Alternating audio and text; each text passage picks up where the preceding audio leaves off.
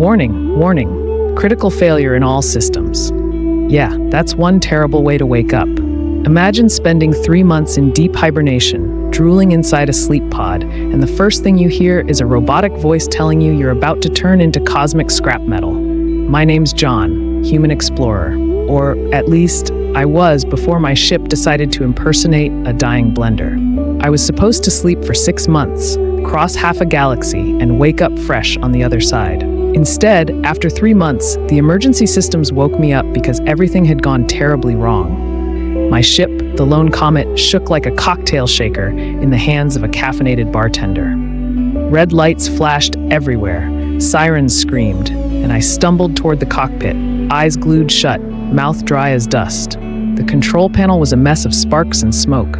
I grabbed the flight sticks, but steering felt like trying to tame a bull by its ears. In other words, hopeless. Through the front viewport, a green and blue planet grew bigger by the second. "Well, John," I muttered, "at least you woke up before the crash. Could have been worse." Always look on the bright side, right? The impact was loud and hard. I hit my head on something, blacked out for a moment, and when I came to, silence. Too much silence. The smell of burnt metal filled the air. My ship looked like an accordion that lost a fight. I was alive, but my ticket home had just been canceled, permanently. I forced the hatch open. To my surprise, the air was breathable, crisp, fresh, even smelled like exotic flowers. Around me stretched a dense jungle under a turquoise sky. Beautiful, if you ignored the part about being stranded forever. I started walking, hoping to find water, shelter, or maybe intelligent life. I got all 3, well, 2 out of 3. What found me was a patrol of women. Giant women, at least 7 feet tall, with blue skin and muscles that would make Hercules cry in the shower. They carried long spears, more like telephone poles, honestly, and stared at me with curious, unreadable expressions. I raised my hands, trying to look friendly. The one who seemed to be the leader stepped forward. She was huge, towering over me like a walking mountain. "Greetings," I said in my best Lost Explorer voice. "My ship suffered a technical malfunction." The giant woman glanced at the smoking wreck in the distance and nodded slowly. Her voice was deep, like distant thunder. "You fell from the sky," she said. "You are small." "Just compact," I replied, trying to sound dignified.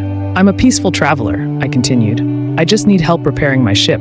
I can pay, I have stellar credits, tech, whatever you need." They exchanged looks, murmuring in a language I didn't understand. Laughter. Uh-oh. Then the leader smiled, wide, too wide, showing sharp white teeth. "We can repair your skyship," she said. Relief hit me like oxygen after drowning. "Fantastic! I'll make sure you're all well compensated when I..." She interrupted. "We don't use your money. We don't want it." "Oh, then what do you want in exchange?" Her grin widened again. "You arrived at a perfect time, little traveler. This is our season of strength." I blinked. "Season of strength? It means," she said with patient amusement, "that our tribe requires a champion, someone to help us prove worth before our matriarch. You will compete." Compete? Against them? 10 warrior giants were now staring at me like I'd just volunteered for a barbecue. "And if I win," I asked carefully, "then our best engineers will repair your ship," the leader said with a proud smile. I swallowed. "A test of strength against alien Amazons. Great. Just what I needed after 3 months of napping." "All right," I said with a nervous grin. "I've been asleep for months. I could use a little exercise." The leader laughed. "Good. Then tonight, you shall face our matriarch." I smiled weakly. "No pressure, right?" "You will sleep in our village tonight," the giant leader said. "Tomorrow, you face the challenge of the great matriarch." They led me to their settlement, a cluster of massive huts built high among the trees. Everything was huge. Doors, beds, fruit, even their cooking pots looked like swimming pools. They offered me roasted meat that tasted surprisingly like barbecue and fruit sweeter than anything on Earth. Then they showed me a hammock so big it could fit a grizzly bear. That night, I slept like a baby. I dreamed of going home and of tomorrow's challenge. Whatever it was, I was ready. Probably. At sunrise, 2 warriors escorted me to the largest hut, a throne room made of carved wood and glowing crystals. And there she was, the matriarch supreme. If the others were tall, she was titanic. Her deep blue skin shimmered like polished stone. Her thick braid hung to her waist, and her eyes, violet and ancient, studied me with both wisdom and pity. "So?" she said in a voice that could shake mountains. "You are the small man who fell from the sky." "The very same," I replied, standing as tall as I could. "And I'm here to honor my end of the deal." The matriarch nodded solemnly. "Are you ready?" "I was born ready," I said, trying to sound confident. Her expression softened, almost sad. "It is a great sacrifice you make, little traveler, giving all for your people." I blinked. "My people? Yes. You alone represent your kind." "Oh, no pressure then," I muttered. She continued. "Songs will tell of your bravery, the small man who calmed the matriarch's fury with courage." I smiled awkwardly. "Hey, that's nice, but maybe no statue, okay? I prefer to keep a low profile." The matriarch frowned slightly. "You still wish to return home?" "Of course. Once the challenge is over, I'll pack my things, you fix my ship, and I'll be out of your..." She interrupted gently. "You do not understand the nature of our ritual. It requires total dedication, strength beyond limits, until the champion's very essence is spent." I hesitated. "Spent? Like tired?" "Completely," she said gravely. "Until the end." My stomach dropped. "Wait, you mean this test could kill me?" She nodded calmly. "An honorable end, worthy of song. This is exactly like an episode of Futurama," I shouted. Panic hit me. "But you promised to fix my ship and let me go." "And we shall," she said evenly, "once you have fulfilled your part."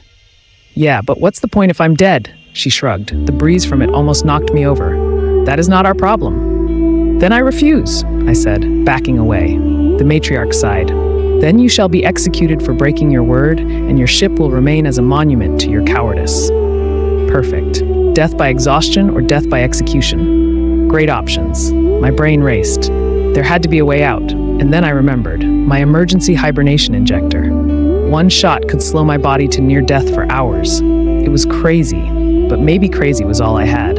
I looked up at her and put on my best, hero accepting his fate face. "Very well," I said. "A man keeps his word. I'll face the challenge with honor." The matriarch smiled proudly. "That is the spirit."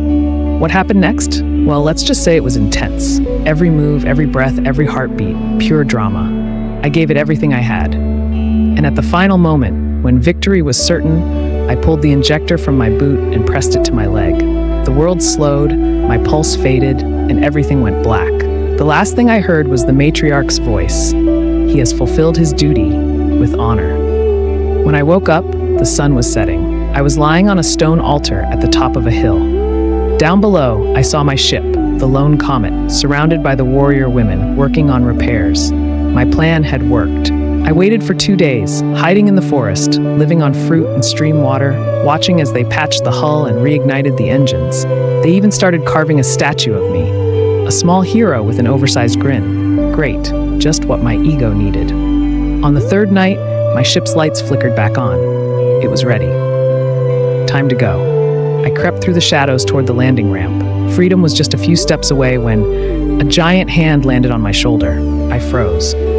It was the warrior who had first found me. She looked at me with wide eyes, then shouted in pure joy, "He has returned. The Sky Man has come back from the dead." In seconds, the entire village gathered. They didn't look angry, they looked amazed. Then the matriarch appeared. She studied me, her voice trembling with awe. "The prophecy, it is true." "Wait, what prophecy?" I asked. "That one day a man from the stars would give his life for the tribe," she said. "And his spirit would be so strong, his will so great, that he would rise again." The warriors fell to their knees. "He is the chosen one," they cried. "The eternal hero, the cosmic savior." I stood there, speechless. "I just want to go home," I whispered. The matriarch smiled gently, placing her enormous hand on my head. "You cannot leave, child of the stars. The prophecy says you shall remain with us to ensure the strength and future of our people." And that's when it hit me. They weren't going to kill me. They'd promoted me from a doomed explorer to a living legend. My ship was fixed, ready to fly anywhere, except I wasn't going anywhere. And that, my friends, is how I became a legend. Not the title I'd have chosen for my memoir, but hey, the cosmic hero does have a nice ring to it. If you enjoyed this story, drop a like, share it with your fellow explorers, and tell me, what would you do if you woke up on a planet of warrior queens?